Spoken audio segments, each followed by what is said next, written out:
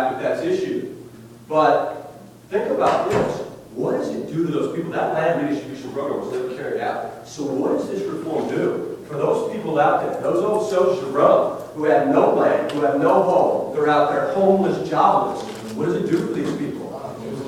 Gives them a job. Yeah, and this is significant because what this reform does then, now these landless masses in Rome, they've got work, they've got a job, they look to Marius. Marius supports them. And what he's going to do, every military victory he enjoys, what's he going to do for his soldiers?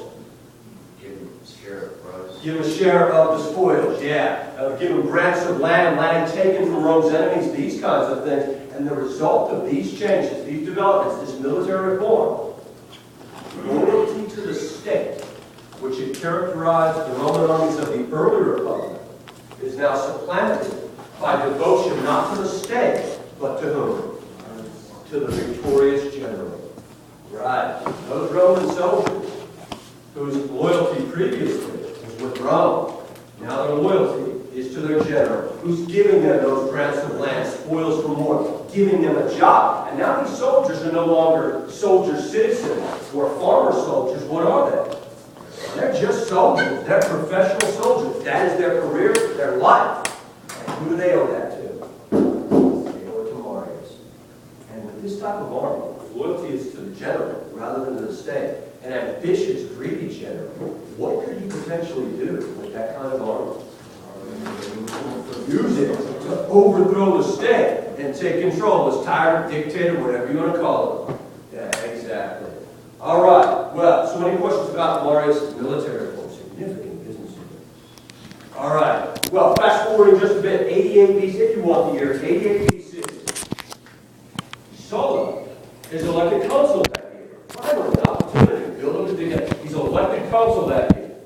And in that same year, 88, the Senate will give him command of an operation in the Eastern Mediterranean to deal with yet another threat posed to Rome. An Eastern king by the name of Mithridates. Now he's saying, not that, but if you want it, Mithridates. He's an Eastern Hellenistic king, rules over this small kingdom of Pontus in the Erians. It looks like Alexander the Great, all these Eastern kings did. And he ruled this small kingdom called Pontus, which is situated in Eastern Asia Minor, south of the Black Sea, Mithridates. And that's spelled incorrectly, Mithridates, Mithridates.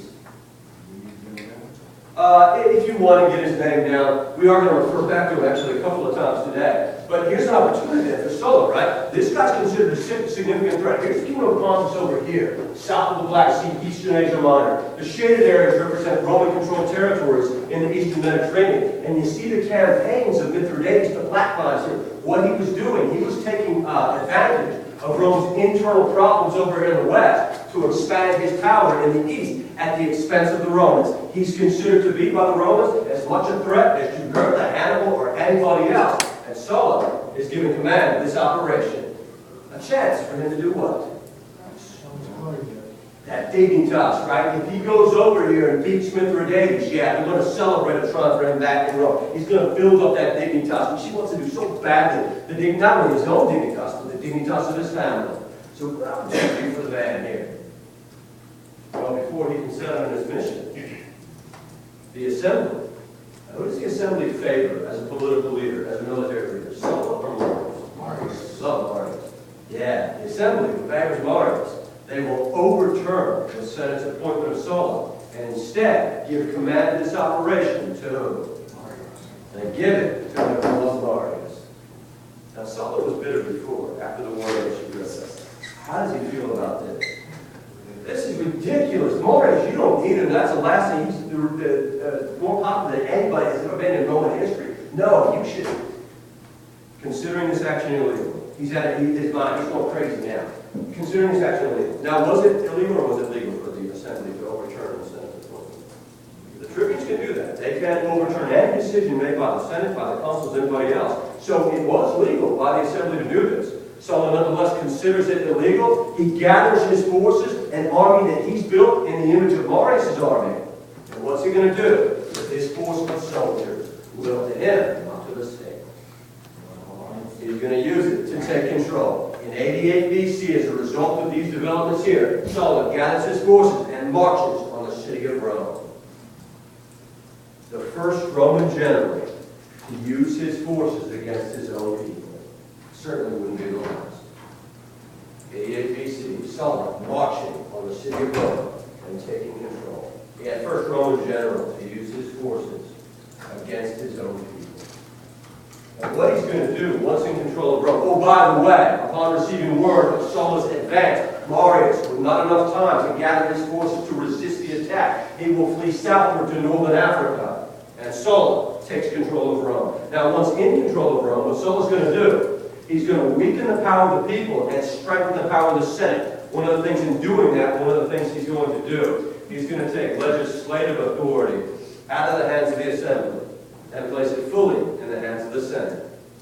This overturning of command will never take place again. He'll also host in the Forum in Rome. The Forum is the heart of the city, the political, social, the economic center. It's the heart of the city, religious center, social center, political center. He posts in the Forum these things called proscription lists.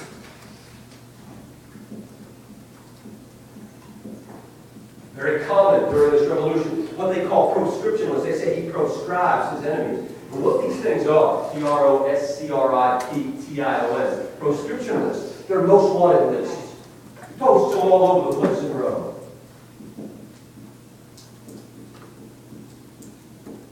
Offering reward for the capture of those people listed on these proscription lists. And what kinds of people does he put on the list? Marius. All of Marius' supporters, thousands and thousands of people on these proscription lists. And what's going to happen when these people are captured and handed over to Sulla? First of all, what's he going to do to them? He's going to kill them, yeah, and he does, thousands and thousands. In fact, he killed so many people, it's in the tens of thousands. He's killing so many Romans. The Senate, who supports Sulla, the Senate actually begs him to stop. Too much killing, we better stop killing our own people. And then what he does, having killed those supporters of Marius, he then confiscates their land, confiscates their possessions. And what does he do with all that? He gives it to his soldiers. For what purpose? Loyalty, to maintain their support. Exactly. Yeah, these proscription lists. All right, well, 86 BC. He's still in Rome. He's slaughtered tens of thousands of Marius' supporters. Marius is still down in northern Africa. What he will do, he will gather his troops and make his way to Asia Minor, make his way to the kingdom of Pontus to do battle with Mithridates. Did Marius ever get the opportunity to get over there? No. Before he had a chance to assemble his forces to march against Mithridates, Sulla marched on Rome and forced him into flight into northern Africa. So 86 BC, Sulla gathers his forces, makes his way to the east. Where's Marius again in the meantime? He's down here in northern Africa with the with Sulla having left Rome. What's Marius now do? He gathers his forces, marches on Rome like Sulla before him, and takes control. And once in control of the city of Rome, like Sulla before him, what is he going to do? Sulla's supporters. He's going to post his own proscription list, slaughter those enemies of Marius, Sulla's supporters of Sulla. Sulla headed over Yeah, Mithridates, and then Marius come up and went after Rome. yeah, Marius, for 86 BC, Marius in northern Africa, with Sulla absent, that's the word I want, with Sulla absent over there campaigning in the east, he sees an opportunity to gain control of Rome. He marches on the city like Sulla before him, seizes control. Is elected consul for a seventh time in that year, and shortly thereafter he will die of illness. He's not in Rome long enough to kill a bunch of people, a bunch of Sulla supporters, but he dies of illness later that same year in 86 BC. And as a result, these two rivals, Marius and Sulla, do they ever get to meet on the battlefield? They never get a chance. We don't get that chance to see these two generals, these two strong leaders, actually meet for a decisive battle. But it's clear, despite the fact that these guys never actually met on the battlefield, are we in the middle of civil war in Rome? Absolutely. Are Roman citizens